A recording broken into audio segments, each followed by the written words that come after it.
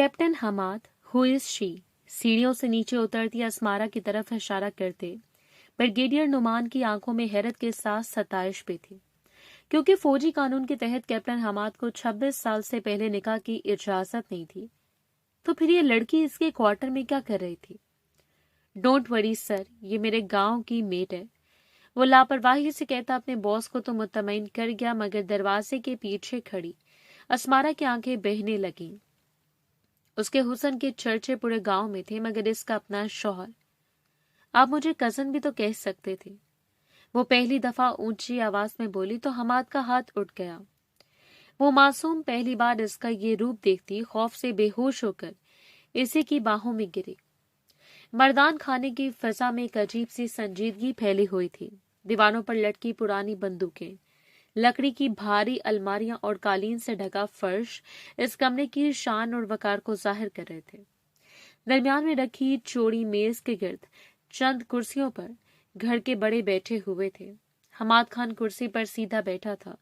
ऊंचा लंबा दराज कद, चौड़ी जिसामत को सर्दी वजूद, रंगत सुर्ख सफेद, वो वाकई एक बेहतरीन पठान था जिसे देखकर इंसान घबरा जाए। इसकी पुश्त तनकर कुर्सी से लगी हुई थी और हाथ घुटनों पर रखे हुए थे। चेहरा पुरसुकून था, मगर आंखों में हल्की सी थकन झलक रही थी। वो खामोश था, जैसे अल्फाज सोच समझ कर इस्तेमाल करने का आदी हो। चंद लम्हों की खामोशी के बाद जुल्फकार खान, खानदान के सरबराह, इन्होंने अपनी भारी आवाज में गला साफ किया। इनकी सफेद दाढ़ी और सख्त निगाहें कमरे के माहौल को मजीद संजीदा बना रही थी। वो सीधा हमाद को देखते हुए बोले, तुम्हारी माँ ने तुम्हें बड़ों के फैसलों से आगाह कर दिया होगा। उम्मीद यही है तुम इसकी बातों को गौर से समझकर और सुनकर आए होगे। हमाद ने हल्का सा सर उठाकर इनकी तरफ देखा, मगर कुछ बोला नहीं, लेकिन जब्त से हाथ की मुट्ठी को बंद कर लिया। जुल्फकार खान ने बात जारी रखी, लेकिन हम फिर भी रवायात को मद्देनजर रखते हुए तुमसे पूछना चाहते हैं कि तुम्हें इस रिश्ते से कोई एतराज तो नहीं? हम किसी पर जोर जबरदस्ती अपनी पोती को ला देंगे नहीं, तो अगर तुम्हें इसका साथ कबूल है, वो तुम्हें पसंद है, तभी हम रिश्ते को आगे बढ़ाएंगे।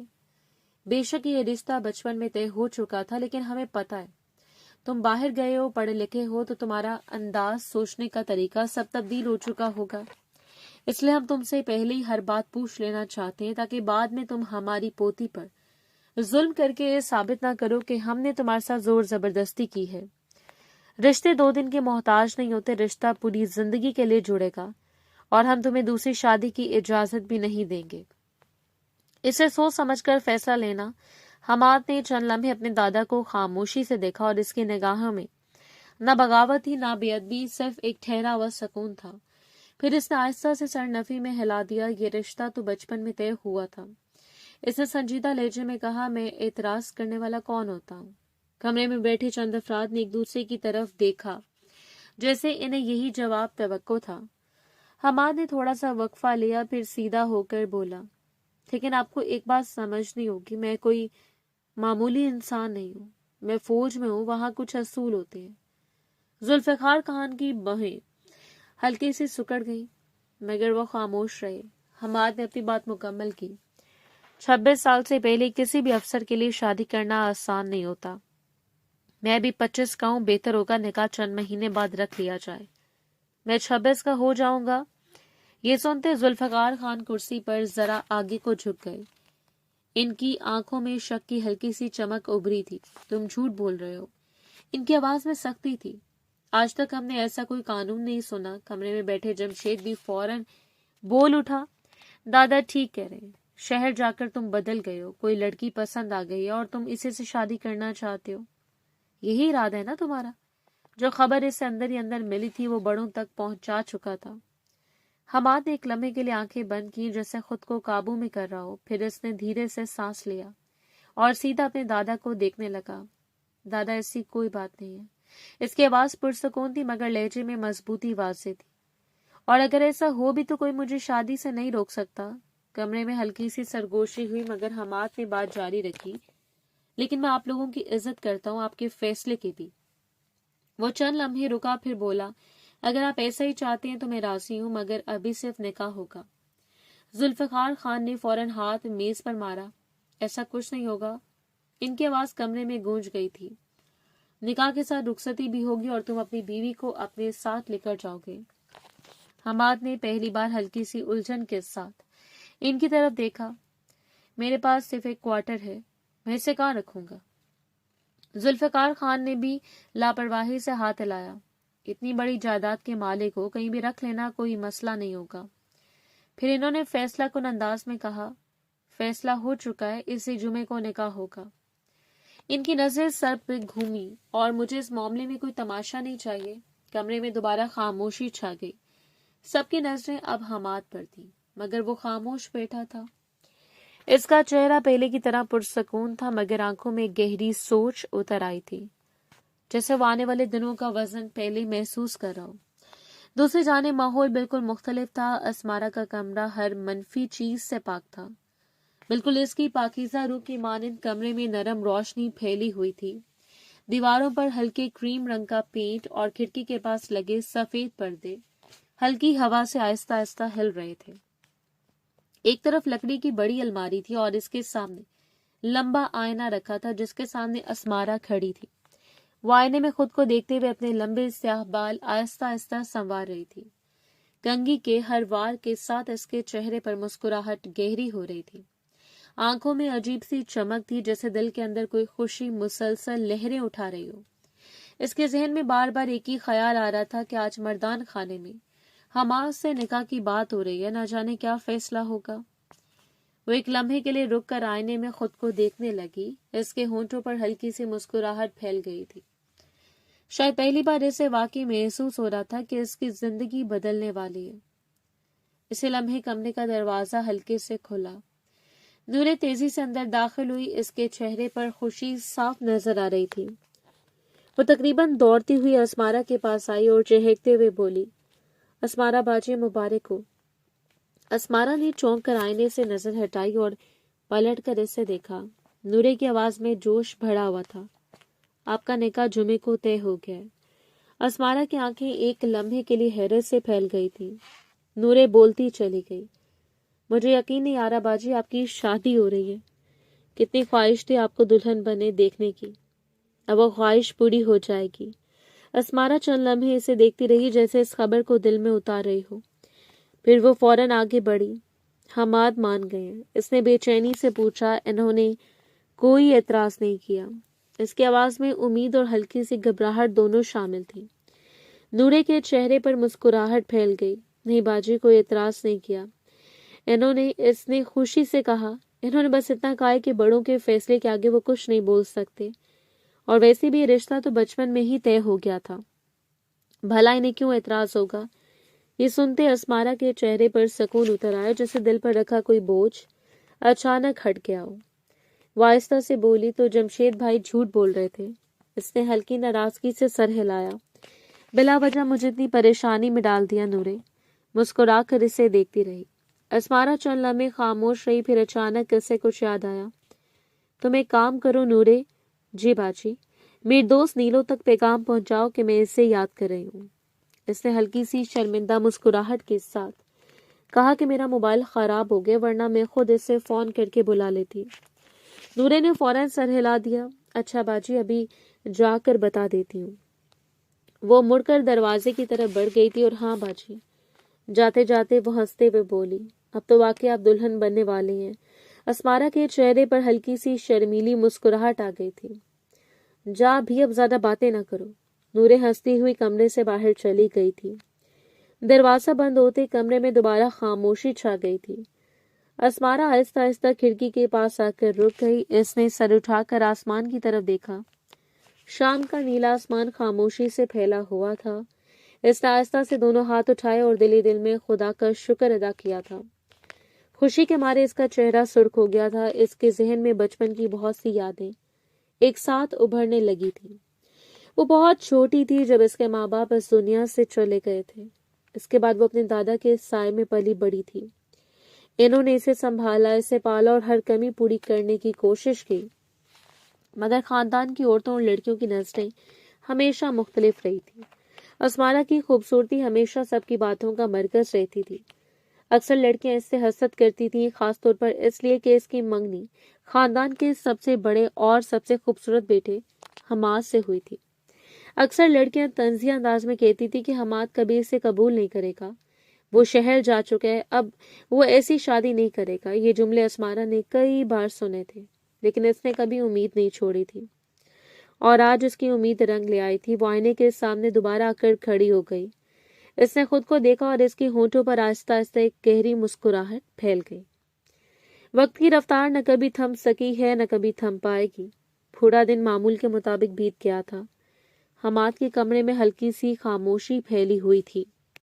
لکڑی کی میز پر چند فائلیں اور کتابیں رکھی تھی، جبکہ ایک طرف دیوار کے ساتھ اس کا بیگ اور وردی لٹکی ہوئی تھی۔ کھڑکی کے پردے آدھے کھلے تھے اور باہر سے آتی شام کی مدھم روشنی کمرے میں پھیل رہی تھی۔ حماد بیڈ کے کنارے بیٹھا ہوا تھا، دونوں کوہنیاں گھٹنوں پر ٹکی ہوئی تھیں اور ہاتھ آپس میں جڑے ہوئے تھے۔ اس کی نگاہیں فرش پر جمی ہوئی تھیں، جیسے وہ کسی گہری سوچ میں ڈوبا ہوا ہو۔ مردان خانے میں ہونے والی بات چیت بار بار اس کے ذہن میں گھوم رہی تھی۔ اسی لمحے کمرے کا دروازہ آہستہ سے کھلا۔ سائقہ بیگم اندر داخل ہوئی۔ ان کے قدم آہستہ تھے، مگر چہرے پر سنجیدگی واضح تھی۔ انہوں نے چند لمحے اپنے بیٹے کو دیکھا، جو ابھی تک سر جھکائے بیٹھا تھا۔ حماد نے دروازہ کھلنے کی آواز سنی تو سر اٹھایا۔ جیسے ہی اس کی نظر اپنی ماں پر پڑی، اس نے فوراً رخ دوسری طرف پھیر لیا تھا۔ یہ حرکت سائقہ بیگم کی نظروں سے چھپی نہیں تھی۔ وہ آہستہ آہستہ قدم بڑھاتی ہوئی اس کے قریب آئی اور اس کے سامنے رک گئی تھی۔ ماں سے ناراض کیوں ہو؟ انہوں نے نرم مگر صاف لہجے میں پوچھا۔ حماد خاموش رہا۔ وہ دوبارہ بولی، میں نے ایسا کیا کر دیا ہے؟ انہوں نے اس کے چہرے کو غور سے دیکھا۔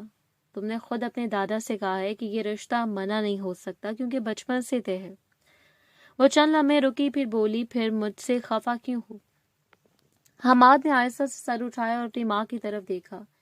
اس کی آنکھوں میں دبی ہوئی ناراضگی صاف نظر آ رہی تھی۔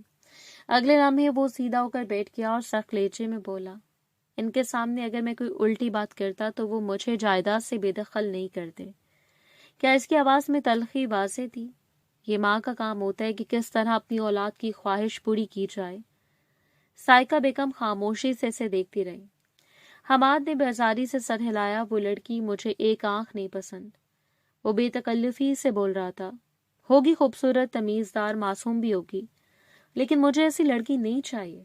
اس نے کرسی کی پشت سے ٹیک لگا لی تھی۔ مجھے شہر کی پڑھی لکھی اور فیشنیبل لڑکی چاہیے تھی، جو میرے ساتھ قدم سے قدم ملا کر چلے۔ وہ ہلکا سا طنزیہ ہنسا۔ اس جیسی ان پڑھ اور گھریلو لڑکی نہیں۔ پھر اس نے ماں کو دیکھتے ہوئے کہا کہ آپ کو پتہ ہے، میں فوج میں ہوں۔ اکثر پارٹیاں ہوتی ہیں جن میں بیویاں بھی جاتی ہیں۔ اس کی آواز میں ہلکی سی جھنجھلاہٹ تھی۔ کیا میں اسے وہاں لے کر جاؤں گا جو شلوار قمیض پہن کر جائے گی؟ کمرے میں چند لمحوں کی خاموشی چھا گئی۔ سائقہ بیگم نے گہری سانس لی اور قریب پڑی کرسی پر بیٹھ گئی۔ فی الحال تم خاموش رہو، انہوں نے سنجیدہ لہجے میں کہا۔ حماد نے حیرانی سے انہیں دیکھا۔ وہ بولتی رہی، تم خود کو بہت سمجھدار سمجھتے ہو نا؟ ان کے ہونٹوں پر ہلکی سی معنی خیز مسکراہٹ آئی۔ لیکن آج تم نے واقعی سمجھداری کی بات کی ہے۔ حماد کی پیشانی پر بل پڑ گئے۔ سائقہ بیگم نے آہستہ سے کہا، اگر تم وہاں انکار کرتے تو تمہارے دادا واقعی تمہیں جائیداد سے بے دخل کر دیتے۔ وہ سیدھا اس کی آنکھوں میں دیکھ رہی تھی، اور یقین جانو بابا صاحب کا ایسا کچھ ارادہ تھا۔ حماد چونک سا گیا۔ وہ مزید بولی، اسمارا سے وہ بہت پیار کرتے ہیں، اگر تم اس رشتے سے انکار کرتے تو وہ تمہیں معاف نہیں کرتے۔ حماد خاموش ہو گیا۔ سائقہ بیگم تھوڑا سا اس کے قریب جھکی، اور رہی تمہاری پسند کی شادی کی بات، انہوں نے آہستہ سے کہا، وہ بھی ہو سکتی ہے۔ حماد نے فوراً انہیں دیکھا، لیکن کیسے؟ سائقہ بیگم نے ہلکا سا مسکرا کر جواب دیا، بہت آسان ہے۔ انہوں نے دھیمے لہجے میں کہا، فی الحال اس کے ساتھ وقت گزارو اور اسے اپنے سے اتنا بدظن کر دو کہ وہ خود طلاق لے لے۔ حماد کے چہرے پر حیرت ابھری تھی۔ وہ بولتی رہی، ایک دفعہ اگر اس نے خود طلاق مانگ لی تو پھر تم اپنی مرضی سے شادی کر سکتے ہو۔ انہوں نے سکون سے کہا، اور اس وقت تمہارے دادا بھی تمہیں کچھ نہیں کہیں گے۔ کمرے میں خاموشی چھا گئی تھی۔ حماد کرسی سے ٹیک لگائے اپنی ماں کو دیکھ رہا تھا۔ اس کے چہرے کے تاثرات آہستہ آہستہ بدل رہے تھے۔ چند لمحوں بعد اسے نظریں جھکا لی۔ اب وہ گہری سوچ میں ڈوبا ہوا تھا۔ اس سے باقی اپنی ماں کی بات کافی متاثر کر گئی تھی۔ وقت دھیرے دھیرے گزرتا جا رہا تھا۔ دوپہر کی نرم دھوپ کھڑکی کے سفید پردوں سے چھن کر کمرے میں پھیل رہی تھی۔ کمرے میں ہلکی سی خاموشی تھی جس سے صرف کبھی کبھار صفحات پلٹنے کی آواز توڑ دیتی تھی۔ اسمارا اپنے بستر کے ساتھ ٹیک لگا کر بیٹھی ہوئی تھی اور ہاتھ میں ناول تھامے اس کے صفحات پڑھ رہی تھی۔ کبھی اس کی نظریں الفاظ پر ہوتی اور کبھی وہ چند لمحوں کے لیے رک کر سوچ میں گم ہو جاتی، جیسے کہانی کے ساتھ ساتھ اپنی زندگی کے بارے میں بھی کچھ سوچ رہی ہو۔ کمرے میں ہلکی سی خوشبو پھیلی ہوئی تھی۔ میز پر رکھا چائے کا کپ آدھا خالی پڑا تھا اور اس کے پاس ہی چند رنگین ربن اور کپڑوں کے ٹکڑے رکھے تھے جو شاید آنے والی تیاریوں کی نشانی تھے۔ اس لمحے دروازے پر ہلکی سی دستک ہوئی۔ اسمارا نے ناول سے نظریں اٹھانی چاہی۔ آ جاؤ۔ دروازہ کھلا اور نیلو اندر داخل ہوئی۔ اس کے چہرے پر ہلکی سی مسکراہٹ تھی مگر آنکھوں میں تجسس بھی تھا۔ اسمارا نے جیسے سے دیکھا تو خوشی سے تقریباً چیخ اٹھی۔ نیلو! وہ فوراً بستر سے اٹھ کر اس کی طرف بڑھی اور اسے زور سے گلے لگا لیا۔ نیلو ہنس پڑی۔ کیا بات ہے؟ آج تو میری دوست کی آواز ہی بتا رہی ہے کہ وہ بہت خوش ہے۔ اسمارا نے اس کا ہاتھ پکڑا اور اسے اپنے ساتھ بستر پر بٹھا لیا۔ اس کے چہرے کی چمک صاف بتا رہی تھی کہ وہ اندر سے کتنی خوش ہے۔ تمہیں پتہ ہے نیلو، وہ تقریباً سرگوشی میں بولی مگر آواز میں بے پناہ خوشی تھی۔ میری بچپن کی محبت آج میری ہو جائے گی نیلو۔ نیلو نے اسے غور سے دیکھا۔ اسمارا کی آنکھیں چمک رہی تھی۔ حماد راضی ہو گئے۔ اس جمعے کو ہم دونوں کا نکاح ہے۔ وہ خود بھی جیسے یقین نہیں کر پا رہی تھی۔ مجھے یقین نہیں آ رہا کہ ہم ایک دوسرے کے مکمل طور پر ہو جائیں گے۔ وہ چند لمحے رکی پھر مزید خوشی سے بولی، اور مجھے پتہ چلا کہ اس جمعے کو میری رخصتی بھی ہو جائے گی۔ اس کی آواز میں ہلکی سی جذباتی لرزش آ گئی تھی۔ میں ان کے ساتھ شہر چلی جاؤں گی، ہمیشہ ہمیشہ کے لیے۔ پھر اس نے نیلو کا ہاتھ تھام لیا۔ میں تمہیں بہت یاد کروں گی نیلو۔ وہ خاموشی سے اسے دیکھتی رہی۔ اس کے چہرے پر مسکراہٹ تو تھی مگر آنکھوں میں ہلکی سی سنجیدگی بھی تھی۔ چند لمحے گزر گئے۔ وہ آہستہ سے بولی، یہ سب باتیں واقعی بہت خوشی کی ہیں۔ اسمارا نے مسکراتے ہوئے سر ہلایا لیکن نیلو نے اگلا جملہ تھوڑا دھیمے لہجے میں کہا، مگر نہ جانے کیوں میرا دل بہت گھبرا رہا ہے۔ اسمارا چونک گئی۔ کیوں؟ نیلو نے چند لمحے خاموش رہ کر کہا۔ ایسا لگتا ہے جیسے حماد بھائی تمہیں استعمال کر رہے ہیں۔ اسمارا کے چہرے پر الجھن ابھری تھی۔ کیا مطلب؟ اس نے فوراً پوچھا۔ میں تمہاری بات سمجھی نہیں۔ نیلو نے گہری سانس لی جیسے وہ الفاظ سوچ سمجھ کر چن رہی ہو۔ تم جانتی ہو نا جمشید بھائی کو؟ اسمارا نے ہلکا سا سر ہلایا۔ وہ کبھی بھی تمہارے لیے برا نہیں بولتے۔ نیلو کی آواز اب سنجیدہ تھی مگر ایک دن سب کے سامنے انہوں نے ایک بات کہی تھی۔ اسمارا کی پیشانی پر ہلکی سی شکن آئی تھی۔ انہوں نے کہا تھا کہ حماد کبھی اس رشتے کے لیے راضی نہیں ہوگا۔ کمرے میں چند لمحوں کے لیے خاموشی چھا گئی۔ نیلو نے بات جاری رکھی۔ وہ کہہ رہے تھے کہ حماد کا مزاج بدل چکا ہے اور وہ شہر کی لڑکی اپنی زندگی میں لانا چاہتے ہیں۔ اسمارا خاموشی سے سن رہی تھی۔ نیلو نے آہستہ سے کہا، جمشید بھائی کی حماد سے بہت اچھی سلام دعا ہے۔ دونوں گھنٹوں بیٹھ کر باتیں کرتے رہتے ہیں۔ وہ رک کر بولی، یہ بات انہوں نے بھری پنچایت میں کہی تھی، اس لیے میں تھوڑی پریشان ہو رہی ہوں۔ اسمارا نے چند لمحے سوچا پھر اچانک ہلکا سا ہنس دی۔ ارے چھوڑو نا ان باتوں کو، اس نے بے فکری سے کہا، یہ سب پرانی باتیں ہیں۔ اس نے نیلو کا ہاتھ تھام لیا۔ جمشید بھائی کو غلط فہمی ہوئی ہوگی۔ اسمارا کی آواز میں اعتماد تھا۔ حماد نے خود کہا کہ وہ راضی ہیں۔ پھر وہ ہلکی سی شرارت سے بولی، تم بس میری خوشی میں خوش ہو جاؤ۔ اس کی آنکھوں میں چمک آ گئی تھی۔ میں نے تمہیں بڑے مان سے سب بتایا ہے۔ نیلو چند لمحے اسے دیکھتی رہی پھر مسکرا کر آگے بڑھی اور اسے گلے لگا لیا۔ بالکل، میں بہت خوش ہوں، اس نے نرم لہجے میں کہا، بلکہ میں تو آئی تمہارے لیے ہوں۔ وہ ہلکی سی مسکراہٹ کے ساتھ بولی، بتاؤ میرے ذمہ کیا کام ہے؟ اسمارا کے چہرے پر وہی خوشی لوٹ آئی تھی۔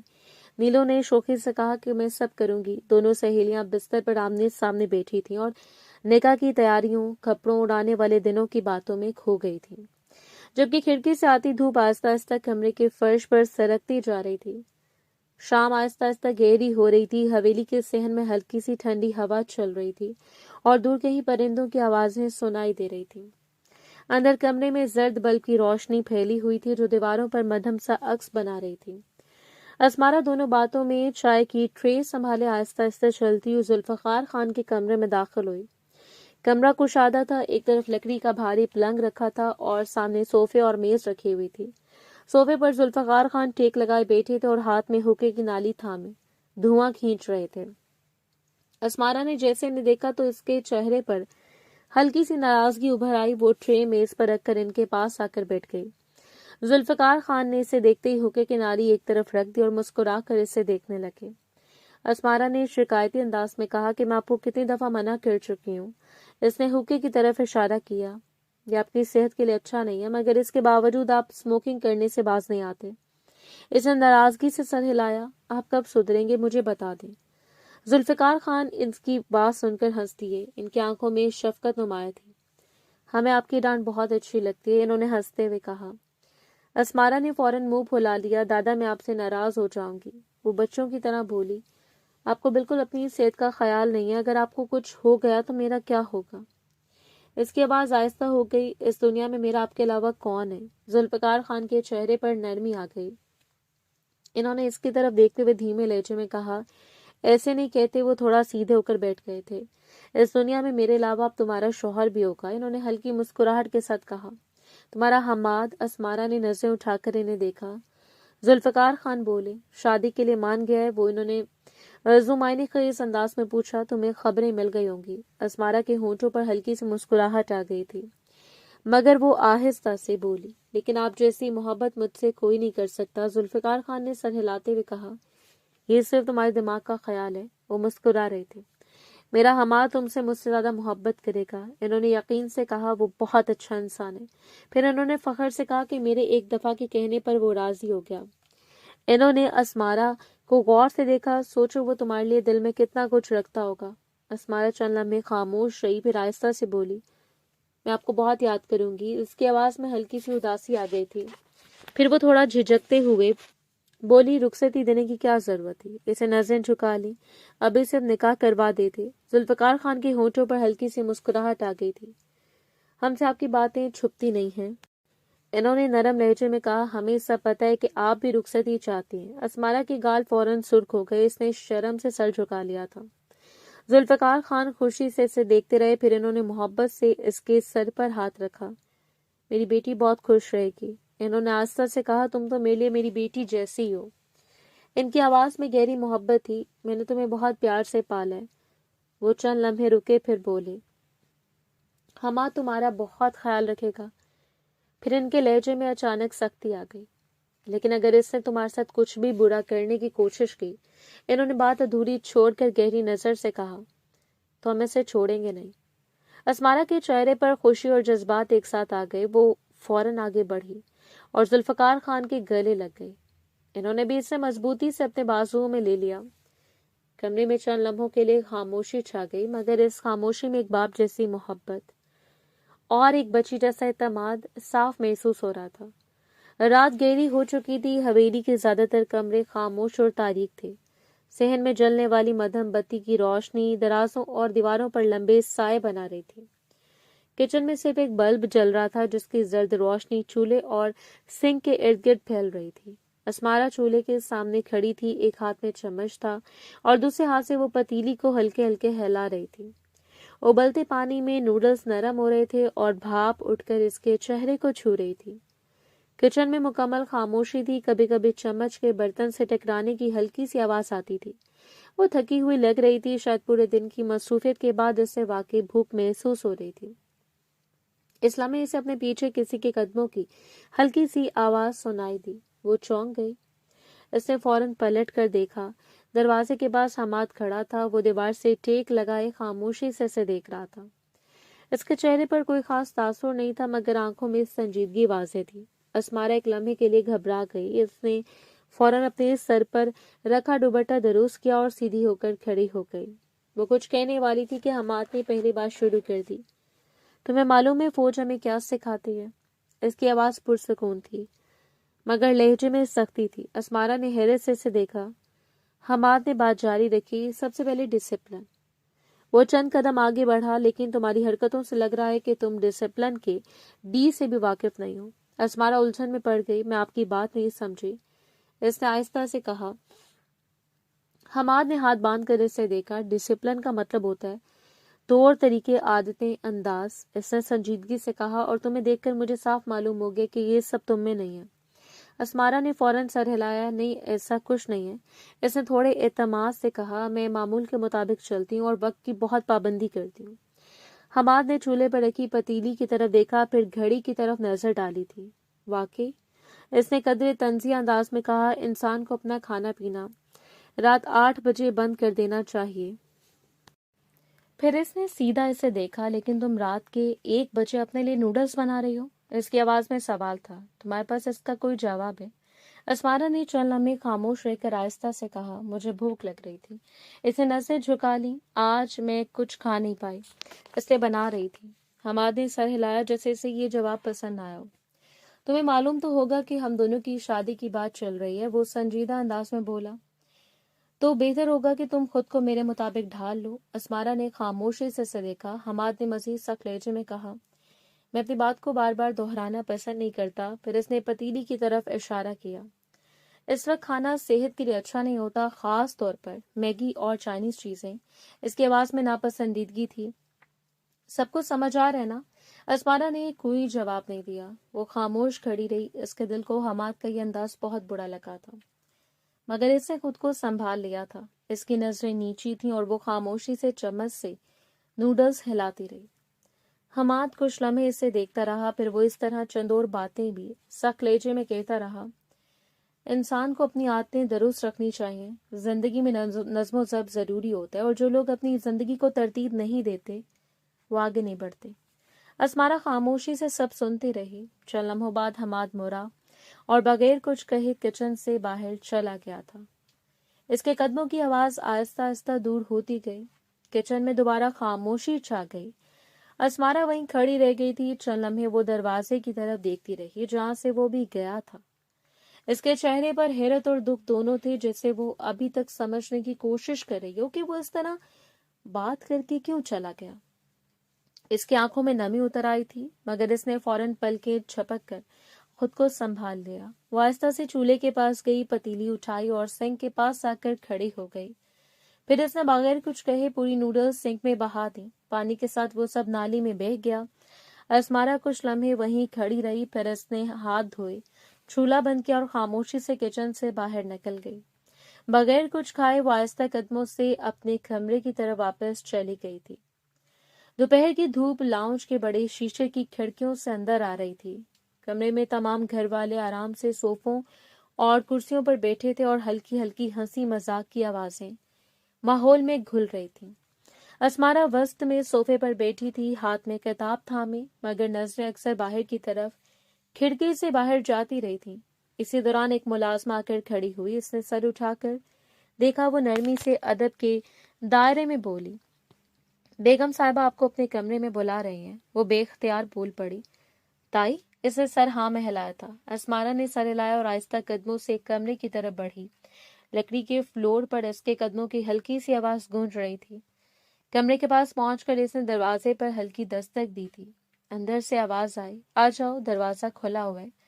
اس نے گہری سانس لی تھی، خود کو ہر جملے کے لیے تیار کیا تھا، اور کمرے میں داخل ہوئی۔ سامنے سائقہ بیگم آئینے کے سامنے بیٹھی ہوئی تھی، ہاتھ پر لوشن لگائے، مصروف اور چہرے پر ہلکی سی مسکراہٹ جو طنز سے بھری ہوئی تھی۔ اسمارا نے ادب کے طور پر سر ہلایا اور سلام کیا۔ سائقہ بیگم اسے دیکھ کر ہلکی مسکراہٹ دی اور پھر طنزیہ لہجے میں بولی، بہت خوب، میری ایک آواز پر آ گئی، اچھا لگا مجھے تمہارا یہ انداز، لیکن کیا یہ سب شادی سے پہلے تک ہے یا پھر شادی کے بعد بھی رہے گا؟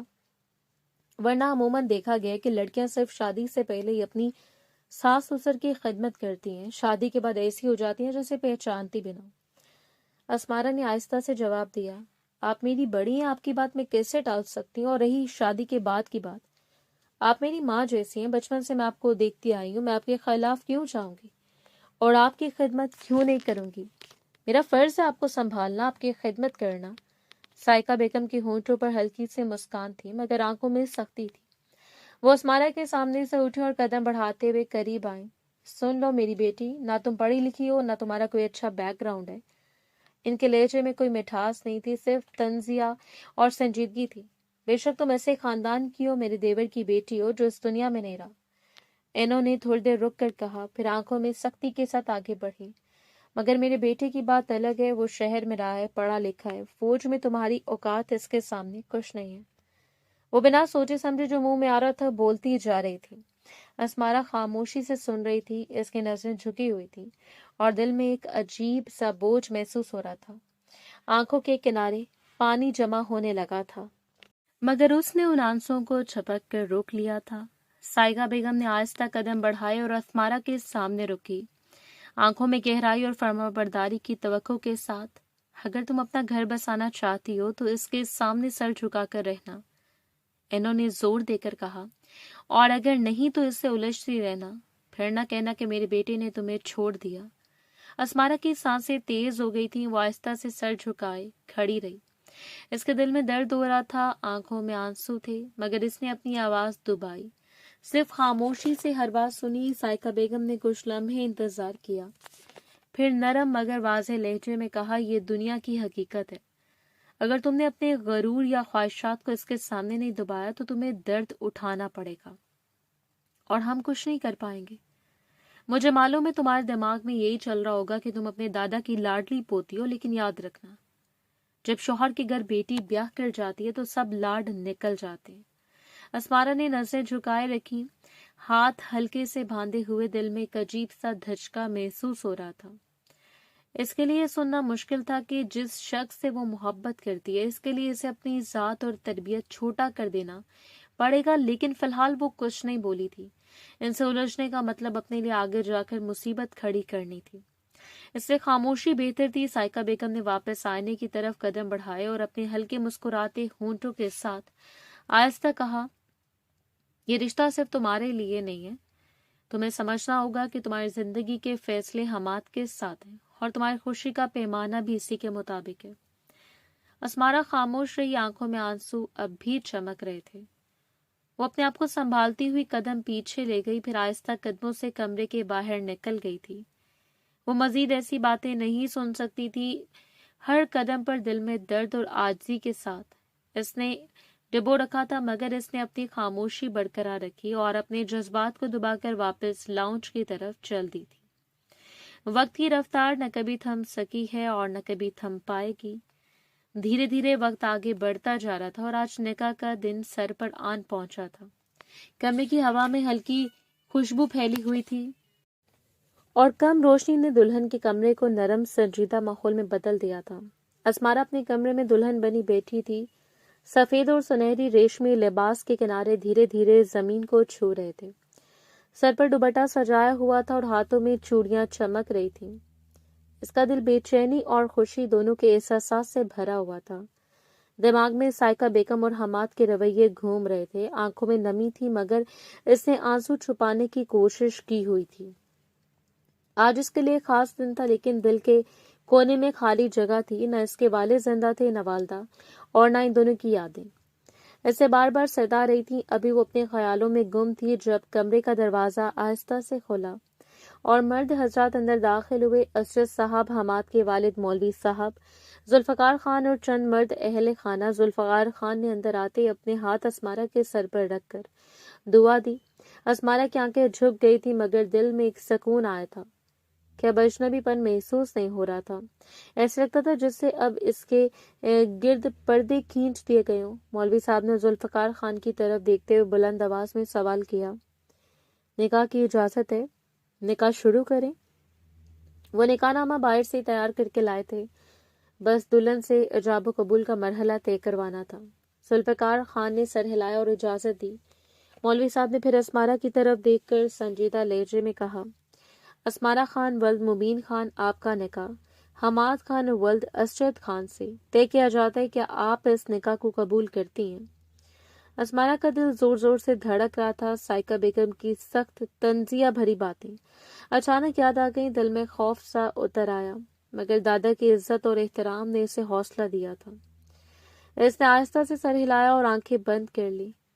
ہاں، میں قبول کرتی ہوں، یہ کہتے ہوئے اس کا پورا وجود کپ کپا اٹھا تھا، مگر اس نے خود کو قابو کر لیا تھا۔ مولوی صاحب نے معمول کے مطابق دوبارہ پوچھا، کیا آپ اس نکاح کو قبول کرتی ہیں؟ اسمارا نے آنکھیں بند کرتے ہوئے دوبارہ جواب دیا، ہاں میں قبول کرتی ہوں، تیسری بار سوال دہرایا گیا کہ آپ اس نکاح کو قبول کرتی ہیں؟ اسمارا نے گہرائی سے سانس لیا، دل کی دھڑکن پر قابو پانے کی کوشش کی اور سر ہلایا۔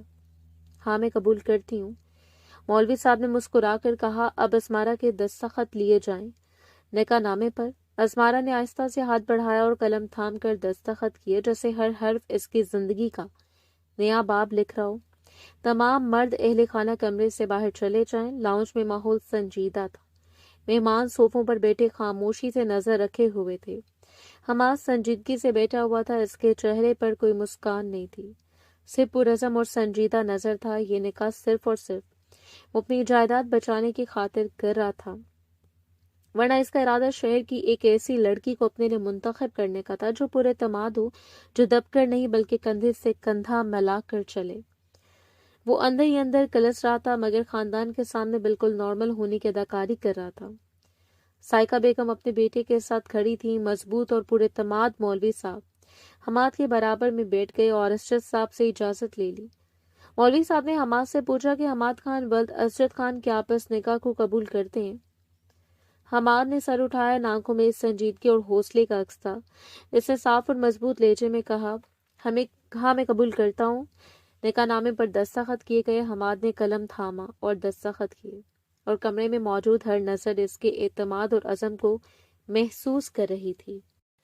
مولوی صاحب نے پھر دونوں کے لیے دعا کی، خدا تعالیٰ اب دونوں کی زندگی کو خوشیوں اور محبت سے بھر دے، یہ رشتہ مضبوط، پائیدار اور ہر آفت سے محفوظ رہے، آمین۔ اسمارا نے نظریں نیچے کر کے دعا سنی، دل میں سکون اور شکر گزاری کے جذبات بھر گئے تھے۔ حماد بھی خاموشی سے دعا میں شامل تھا۔ کمرے میں نرم روشنی میں دونوں کی شکلیں روشن تھیں، اور دل میں نئے سفر کی امید کے ساتھ ہر شخص خاموشی سے دعا کر رہا تھا۔ نکاح مکمل ہو چکا تھا، دو الگ زندگیاں ایک ساتھ جڑ گئی تھی۔ نکاح کے بعد فوراً مہمانوں کو کھانا دے دیا گیا تھا، اور تقریباً رات 10 بجے دلہن کو اس کے شوہر کے کمرے میں پہنچا دیا گیا تھا۔ کمرے کی روشنی مدھم تھی، ایک چھوٹا سا لیمپ کھڑکی کے کنارے پر جل رہا تھا، جس کی زرد روشنی کمرے کے گوشوں میں نرم سائے ڈال رہی تھی۔ کمرے میں ہلکی خوشبو پھیلی ہوئی تھی، پھولوں سے کمرے کو بہت ہی خوبصورتی سے سنوارا گیا تھا۔ اسمارا سر جھکائے کمرے میں موجود بیڈ کے کنارے پر بیٹھی تھی، دل کی دھڑکن تیز تھی، سینے میں عجیب سی سنسناہٹ اور گھبراہٹ تھی۔ آج کا دن اس کے لیے خاص تھا، لیکن وہ اپنے اندر ایک غیر یقینی خوف بھی محسوس کر رہی تھی۔ اس کی نظریں کبھی زمین پر، کبھی پردے پر، اور کبھی اپنے ہاتھوں پر رکتی تھی۔ وہ اپنے خیالوں میں اتنی گہری کھوئی ہوئی تھی کہ اسے احساس ہی نہ ہوا کہ وقت کتنا بیت چکا ہے۔ کچھ دیر گزری تھی جب کمرے کا دروازہ آہستہ کھلا۔ اسمارا نے فوراً سر جھکایا اور خود میں سمٹ گئی تھی۔ دروازے کے پار سے حماد قدم بڑھاتے ہوئے داخل ہوا۔ وہ سادہ کپڑوں میں تھا، مگر اس کی موجودگی سے کمرے میں ایک سنجیدگی اور حاکمانہ سکون چھا گیا تھا۔ حماد قدم بقدم چلتا ہوا اسمارا کے قریب آیا اور بیٹھ گیا۔ اسمارا کے دل کی دھڑکن حد سے زیادہ تیز ہو گئی تھی۔ اسے خوف آنے لگا تھا کہ کہیں اس کے دل کی دھڑکن سامنے بیٹھا شخص سن نہ لے۔ کمرے میں چند لمحوں کی خاموشی چھا گئی، صرف گھڑی کی ہلکی ٹک ٹک اور باہر سے آنے والی ٹھنڈی ہوا کی سرسراہٹ سنائی دے رہی تھی۔ پھر حماد نے اس کا گھونگھٹ اٹھایا اور دھیمی آواز میں بولا، کیسی ہو؟ طبیعت ٹھیک ہے تمہاری؟ کچھ چاہیے ہو تو بتاؤ۔ اسمارا نے سر ہلایا اور آہستہ سے بولی، جی میں ٹھیک ہوں، آپ کیسے ہیں؟ حماد چند لمحے خاموش رہا، نظریں اسمارا پر مرکوز تھیں، پھر بولا، میں بھی ٹھیک ہوں۔ دیکھو یار، میں چاہتا ہوں کہ کل ہم دونوں واپس شہر کے لیے نکل جائیں۔ میں تم سے بالکل نارمل ہو کر بات کرنا چاہتا ہوں۔ پہلے تو ویسے بھی تم میری کزن ہو، اس لیے بعد میں بیوی بنی ہو، اس لیے میں کسی بھی قسم کی فارمیلٹی میں نہیں پڑوں گا، دو ٹوک بات کروں گا۔ اسمارا نے آنکھیں تھوڑی جھکا کر سنبھالنے کی کوشش کی۔ حماد نے بات جاری رکھی، مجھے لگتا ہے دادا تھوڑا بہت مسئلہ کریں گے، ابھی ولیمہ نہیں ہوا، کچھ رسمیں رہتی ہیں، تو پلیز تم سب کو ہینڈل کر لینا۔ تم بول دینا کہ ہمارا جانا ضروری ہے اور تم خود بھی شہر دیکھنا چاہتی ہو، اور ویسے بھی شادی ہوئی ہے، اتنی جلدی فنکشن ختم کرنے نہیں چاہیے، ہم شادی کے بعد بھی اپنے فنکشن انجوائے کر سکتے ہیں۔ اگر فی الحال فنکشن کو آگے بڑھا دیا جائے؟ اسمارا نے آہستہ سے جواب دیا، جی ٹھیک ہے، آپ جیسا کہیں گے ویسا ہی ہوگا۔ حماد نے چند لمحے خاموش اختیار کی، پھر اس نے آہستہ سے کہا، اور ہاں دیکھو، میں لمبی چوڑی گفتگو نہیں کروں گا، میں تمہیں صرف اپنا مزاج بتانا چاہتا ہوں تاکہ آگے ہماری زندگی آسان ہو سکے۔ ہمیں ایک پوری زندگی ساتھ گزارنی ہے، کافی عرصہ اگر اس درمیان تو میرا مزاج سمجھ لو گی تو ہماری زندگی واقعی آسان ہو جائے گی۔ اسمارا نے نظریں جھکائیں، دل میں ہلکی گھبراہٹ بڑھ رہی تھی۔ حماد نے مزید کہا، مجھے زیادہ نخریلی لڑکیاں پسند نہیں ہیں۔ اگر تم میرے ساتھ ٹھنڈے مزاج کے ساتھ چلتی رہو گی اور میری ہاں میں ہاں ملاؤ گی تو ہم دونوں ایک ساتھ ایک چھت کے نیچے رہ سکتے ہیں، ورنہ یہ رشتہ آگے چلنا بہت مشکل ہو جائے گا۔ وہ لمحہ بھر رکا، پھر سخت لہجے میں کہا کہ میری کسی بات کی نافرمانی یا کسی بات پر انکار کرو گی تو یاد رکھو وہ تمہارا میری زندگی میں آخری دن ہوگا۔ میں گھما پھرا کر بات کرنے کا عادی نہیں ہوں، میں ہمیشہ دو ٹوک بات کرتا ہوں، آج بھی اس لیے اس طرح بول رہا ہوں۔ مجھے معلوم ہے تمہیں میری باتیں بری لگ رہی ہوں گی، لیکن یہ سب حقیقت ہے۔ اسمارا کی آنکھیں حیرت سے کھلی رہ گئیں۔ شادی کی رات اور اتنی بڑی بات اس کے سامنے کہی جا رہی تھی۔ دل تیز دھڑک رہا تھا لیکن وہ خاموش رہی۔ حماد نے آہستہ سر ہلایا اور کہا، خیر اب میں تم سے اپنے حق کی اجازت چاہتا ہوں، کیا میں تمہارے قریب آ سکتا ہوں؟ اسمارا کے اندر ایک خوف تھا، دل گھبرا رہا تھا۔ وہ انکار کرنا چاہتی تھی مگر زبان بند تھی۔ وہ خاموشی سے سر جھکا گئی، اس کی خاموشی حماد کے لیے اجازت تھی۔ وہ آہستہ سے اپنی جگہ چھوڑ کر کھڑا ہوا تھا اور لائٹس آف کی تھی۔ اسمارا نے گھبرا کر اپنا آپ سنبھالا تھا مگر اس سے پہلے وہ آہستہ آہستہ اس پر حاوی ہونا شروع ہو گیا تھا۔ وہ گھبرا رہی تھی، اس کو دور کرنے کی ہلکی کوشش کر رہی تھی، لیکن اب تمام راہیں فرار بند ہو چکی تھی۔ وہ دھیرے دھیرے اس میں گم ہونا شروع ہو گیا تھا، اور کب دونوں کے درمیان موجود پردے ہٹے اس بات کا احساس ان دونوں کو ہی نہیں ہوا تھا۔ رات قطرہ قطرہ کر کے پگھلتی چلی گئی تھی۔ اگلی صبح کا سورج پوری آب و تاب سے روشن ہوا تھا۔ صبح 9 بجے ہی وہ دونوں شہر کے لیے روانہ ہو گئے تھے۔ خاندان میں موجود ہر شخص نے انہیں روکا تھا مگر حماد کا ارادہ مضبوط تھا۔ وہ کسی کے رکنے سے بھی نہیں رکا تھا اور شہر چلا گیا تھا۔ دوپہر کی دھوپ شہر کے فلیٹ کی کھڑکیوں سے اندر آ رہی تھی۔ حویلی کی کشادگی اور ہلچل کے بعد یہ کوارٹر کافی چھوٹا اور خاموش لگ رہا تھا۔ 2 کمروں پر مشتمل یہ جگہ سادہ سی تھی۔ ایک کمرہ بیڈ روم تھا اور دوسرا لاؤنج، جس کے کونے میں چھوٹی سی میز اور 2 صوفے رکھے تھے۔ دیواریں خالی تھی اور کمرے میں ہلکی سی خاموشی پھیلی ہوئی تھی۔ راستے بھر اسمارا نے زیادہ بات نہیں کی تھی، اس لیے سب کچھ نیا اور اجنبی تھا۔ حماد اپنے بیڈ روم میں بیٹھا کچھ فائلیں دیکھ رہا تھا۔ جب اچانک ڈور بیل بجی، وہ اٹھا اور دروازے کی طرف بڑھ گیا تھا۔ دروازہ کھولا تو سامنے بریگیڈیئر نعمان صاحب کھڑے تھے۔ حماد فوراً سیدھا کھڑا ہو گیا اور اس نے باقاعدہ سیلوٹ کیا۔ سلام سر نعمان صاحب نے ہلکی سی مسکراہٹ کے ساتھ سر ہلایا۔ حماد فوراً ایک طرف ہٹا۔ آئیں سر، اندر آئیں۔ وہ انہیں لاؤنج میں لے آیا تھا۔ نعمان صاحب صوفے پر بیٹھ گئے جبکہ حماد ادب سے ان کے سامنے کھڑا ہو گیا تھا۔ نعمان صاحب نے ارد گرد نظر دوڑائی، پھر بولے، سنا ہے تم گاؤں گئے تھے؟ انہوں نے آرام سے ٹیک لگاتے ہوئے کہا، سوچا تم سے ملاقات بھی کر لوں اور تمہارے دادا وغیرہ کے بارے میں پوچھ لوں۔ سب کیسے ہیں؟ حماد کے چہرے پر ہلکی سی مسکراہٹ آئی۔ جی سر، سب خیریت سے ہیں۔ پھر اس نے پوچھا، آپ ٹھیک ہیں سر؟ نعمان صاحب نے سر ہلایا، جی میں ٹھیک ہوں۔ پھر انہوں نے سنجیدگی سے کہا کہ کل سے دوبارہ ڈیوٹی جوائن کر رہے ہو نا؟ حماد ابھی جواب دینے والا تھا کہ اسی لمحے بیڈ روم کا دروازہ کھولا۔ اسمارا آہستہ آہستہ باہر آئی۔ اس نے ہلکے رنگ کا سوٹ پہنا ہوا تھا اور سر پر دوپٹہ ڈالا ہوا تھا۔ اس کا چہرہ فطری حسن سے بھرا ہوا تھا۔ نعمان صاحب کی نظر جیسے اس پر پڑی، وہ فوراً اپنی جگہ سے کھڑے ہو گئے تھے۔ ان کے چہرے پر واضح حیرت تھی۔ کیپٹن حماد، ہو از شی؟ انہوں نے اسمارا کی طرف اشارہ کرتے ہوئے پوچھا۔ ان کی آنکھوں میں حیرت کے ساتھ ساتھ ایک لمحے کے لیے تعریف بھی جھلک رہی تھی۔ اسمارا دروازے کے پاس خاموش کھڑی تھی۔ حماد ایک لمحے کے لیے گھبرا گیا تھا، لیکن اگلے لمحے اس نے خود کو سنبھالا اور بالکل نارمل لہجے میں بولا، ڈونٹ وری سر، یہ میرے گاؤں کی میڈ ہے۔ یہ جملہ اس نے لاپرواہی سے کہا تھا۔ اس بات سے بے خبر اس لڑکی کے دل پر کیا گزری ہے۔ نعمان صاحب نے ایک نظر اسمارا کو دیکھا، پھر سر ہلا دیا۔ اوہ اچھا، بات ختم ہو گئی تھی۔ حماد نے اپنے باس کو مطمئن کر دیا تھا مگر اس ایک جملے نے اسمارا کے اندر کچھ توڑ دیا تھا۔ وہ فوراً پلٹی اور واپس کمرے میں چلی گئی تھی۔ لاؤنج میں حماد اور نعمان صاحب کچھ دیر تک ڈیوٹی اور دیگر معاملات پر بات کرتے رہے۔ چند منٹ بعد نعمان صاحب اٹھے اور اچھا کیپٹن، پھر ملتے ہیں۔ جی سر۔ حماد انہیں دروازے تک چھوڑنے گیا اور دروازہ بند ہوا تو کوارٹر میں دوبارہ خاموشی پھیل گئی۔ بیڈ روم کے دروازے کے پیچھے کھڑی اسمارا کی آنکھوں سے آنسو بہہ رہے تھے۔ اس نے اپنی زندگی میں کبھی اتنی بے عزتی محسوس نہیں کی تھی۔ کچھ دیر بعد حماد کمرے میں داخل ہوا اور وہ کچھ کہنے والا تھا کہ اسمارا اچانک اس کی طرف مڑی۔ اس کی آنکھیں سرخ تھی اور آنسو مسلسل بہہ رہے تھے۔ آپ مجھے کزن بھی تو کہہ سکتے تھے۔ اس کی آواز کانپ رہی تھی۔ نوکرانی کہنے کی ضرورت کیا تھی؟ حماد خاموشی سے اسے دیکھتا رہا۔ اسمارا بولتی گئی، آج تک میں نے کوئی کام نہیں کیا۔ اس کی آواز میں درد تھا۔ میرے دادا نے مجھے شہزادی کی طرح رکھا ہے۔ پھر وہ پہلی بار اونچی آواز میں بولی، آپ ہوتے کون ہیں مجھے ایسا کہنے والے؟ کمرے میں ایک لمحے کے لیے خاموشی چھا گئی۔ یہ پہلا موقع تھا جب اسمارا نے اس انداز میں بات کی تھی۔ حماد کا چہرہ سخت ہو گیا تھا۔ اگلے لمحے اس کا ہاتھ اٹھا تھا۔ تھپڑ کی آواز کمرے میں گونج گئی۔ اسمارا جیسے ساکت رہ گئی تھی۔ اس کے گال پر انگلیوں کے واضح نشان ابھر آئے تھے۔ وہ چند لمحے حماد کو حیرت سے دیکھتی رہی، جیسے اسے یقین نہیں آ رہا ہو کہ یہ سب حقیقت ہے۔ پھر اچانک اس کی آنکھوں کے سامنے اندھیرا چھا گیا۔ وہ لڑکھڑائی اور بے ہوش ہو کر سیدھا حماد کی باہوں میں آ گری تھی۔ حماد نے فوراً اسے تھامنا چاہا۔ چند لمحے وہ اس طرح کھڑا رہا۔ اس نے اس کے چہرے کی طرف دیکھا۔ اس کے گال پر اپنی انگلیوں کے سرخ نشان واضح تھے، مگر اس کے چہرے پر کوئی خاص تاثر نہیں آیا۔ اس نے آہستہ سے اسمارا کو اٹھایا اور فرش پر لٹا دیا۔ وہ چند لمحے اسے دیکھتا رہا، پھر بغیر کچھ کہے مڑا اور کمرے سے باہر چلا گیا تھا۔ کمرے میں خاموشی پھیل گئی تھی۔ فرش پر بے ہوش پڑی اسمارا کے گال پر وہ نشان ابھی تک صاف دکھائی دے رہے تھے۔ وقت دھیرے دھیرے گزرتا جا رہا تھا۔ شام ڈھل رہی تھی۔ کھڑکی کے پار آسمان پر ہلکی نارنجی روشنی پھیل رہی تھی جو آہستہ آہستہ مدھم ہو رہی تھی۔ کوارٹر کے اندر خاموشی تھی۔ صرف کبھی کبھار باہر سے گزرتی گاڑیوں کی آواز سنائی دیتی تھی۔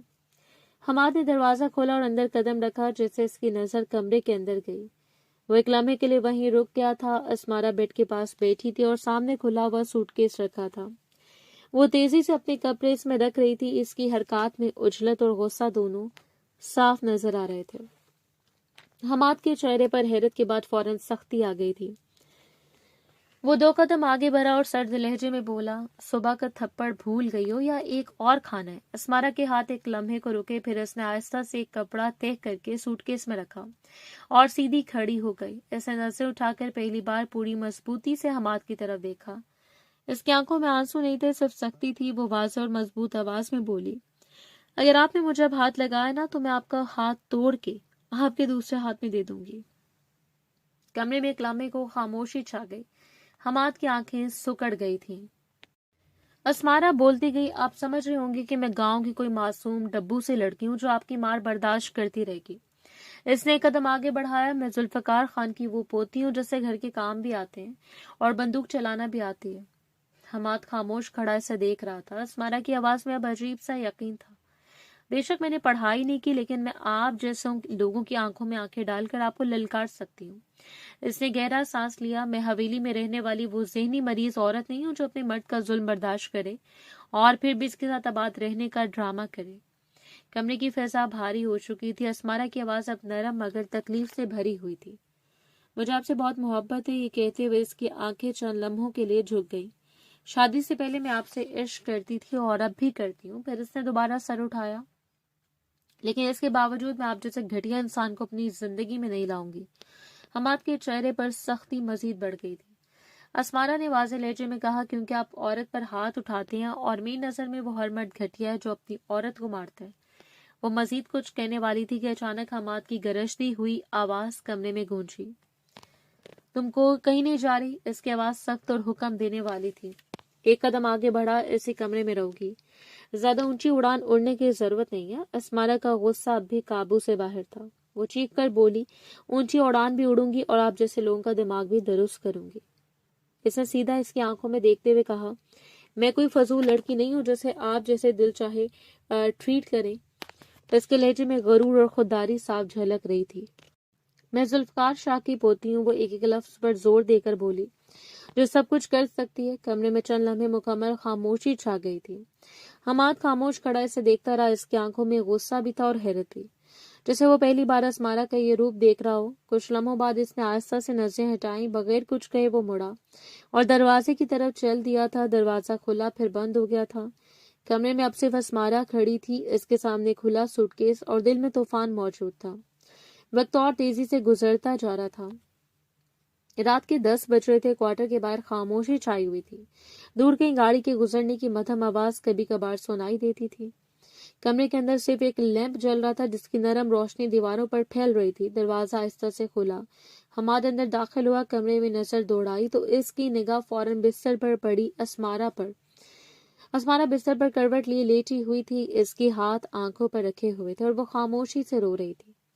اس کے کندھے ہلکے ہلکے کانپ رہے تھے۔ حماد چند لمحے دروازے کے پاس ہی کھڑا اسے دیکھتا رہا، پھر آہستہ آہستہ قدم بڑھاتے ہوئے بستر کے قریب آیا اور اس کے پاس بیٹھ گیا۔ کمرے میں چند لمحوں تک خاموشی رہی۔ اسمارا نے ہاتھ نہیں اٹھایا، اس کے آنسو مسلسل بہہ رہے تھے۔ حماد نے گہرا سانس لیا اور نرم لہجے میں بولا، میں جانتا ہوں تم مجھ سے ناراض ہو۔ اسمارا نے کوئی جواب نہیں دیا، وہ اس طرح چپ چاپ روتی رہی۔ حماد نے آہستہ سے کہا، لیکن میں تم سے معافی مانگنے اور کچھ بتانے کے لیے آیا ہوں۔ اسمارا کے ہاتھ اب بھی آنکھوں پر تھے۔ حماد چند لمحے سے دیکھتا رہا، پھر بولا، میں جب دروازہ بند کر کے گیا تھا تو اس کا مطلب یہ تھا کہ تم کچھ دیر اکیلے رہو، تمہارا غصہ ٹھنڈا ہو جائے۔ اس نے سر جھکا کر کہا کہ مجھے بالکل اندازہ نہیں تھا کہ تمہارا رد عمل ایسا ہوگا۔ پھر اس نے ہلکی سی مسکراہٹ کے ساتھ کہا، میں سمجھ رہا تھا کہ تم معصوم ہو، تم واقعی میرے ہر ظلم کو برداشت کر لو گی۔ چند لمحے خاموشی رہی۔ حماد کی آواز میں اب سنجیدگی تھی، لیکن میں حیران ہوں اور خوش بھی۔ اسمارا کے ہاتھ آہستہ آہستہ آنکھوں سے ہٹے۔ اس نے آنسوؤں سے بھیگی آنکھوں کے ساتھ حماد کی طرف دیکھا اور اٹھ کر بیٹھ گئی۔ حماد اسے دیکھتے ہوئے بولا، تم وہ نہیں ہو جیسا میں نے تمہیں سوچا تھا۔ اس نے ہلکا سا سر ہلایا، تم بالکل ویسی ہو جیسی لڑکی میں اپنی زندگی میں چاہتا تھا۔ اسمارا خاموش بیٹھی اسے سن رہی تھی۔ حماد نے بات جاری رکھی، جمشید بالکل ٹھیک کہہ رہا تھا، میری خواہشات اب بدل چکی ہیں۔ وہ آہستہ سے بولا، میں اپنی زندگی میں ایک پراعتماد لڑکی چاہتا تھا۔ پھر اس نے اعتراف کیا، لیکن مجھے ہمیشہ لگتا تھا کہ حویلی کی لڑکیاں پراعتماد نہیں ہوتی۔ اس نے سیدھا اسمارا کی طرف دیکھتے ہوئے کہا، لیکن آج تمہارا یہ روپ دیکھ کر مجھے ایک بات اچھی طرح سمجھ آ گئی ہے۔ وہ چند لمحے رکا، کبھی بھی کسی کو جانے بغیر اسے جج نہیں کرنا چاہیے۔ کمرے میں ہلکی خاموشی پھیل گئی تھی۔ حماد کی آواز اب سنجیدہ ہو گئی تھی، میری ماں نے مجھ سے کہا تھا کہ تمہیں خود سے بزن کرنا ہے تاکہ تم طلاق خود دو۔ اسمارا کی آنکھوں میں حیرت ابھر آئی۔ حماد نے فوراً کہا، لیکن میں اب تم سے معافی مانگتا ہوں۔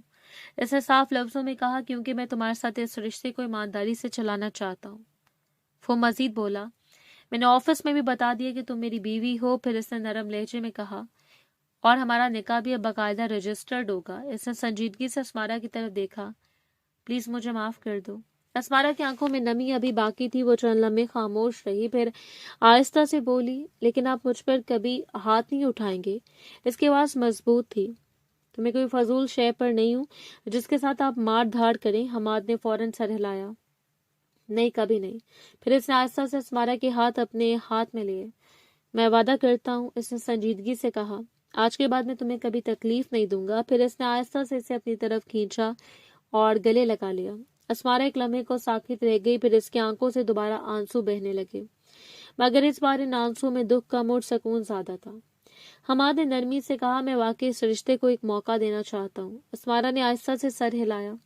کمرے کی خاموش فضا میں جیسے ایک نیا سکون اتر آیا تھا۔ باہر رات گہری ہو چکی تھی، مگر اس چھوٹے سے کمرے میں دو لوگ ایک نئی شروعات کی طرف قدم بڑھا چکے تھے، اور شاید یہی زندگی کا سب سے بڑا سبق تھا۔ کسی رشتے کی اصل طاقت غرور میں نہیں بلکہ سچائی، معافی اور احترام میں ہوتی ہے۔